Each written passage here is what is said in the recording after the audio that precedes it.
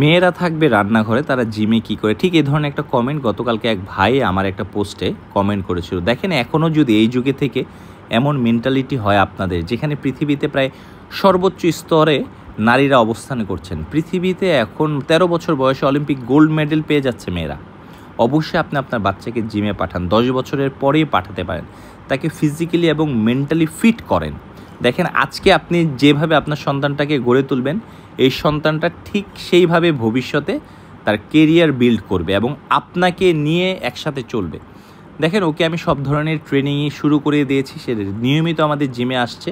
দেখেন, আজকে তার লেগসের কিছু ওয়ার্কআউট করিয়েছি, পুরো হোল বডির কিছু ওয়ার্কআউট, এবং তার আলাদা আলাদা সেশনে করাচ্ছে আমি বিভিন্ন সময়। যে আপনারা অবশ্যই বাসার আশেপাশে যেখানে জিম আছে আপনার বাচ্চাকে জিমে পাঠান, বা খেলাধুলা করুক, যাই করুক, সে যাতে জিমেও যায়।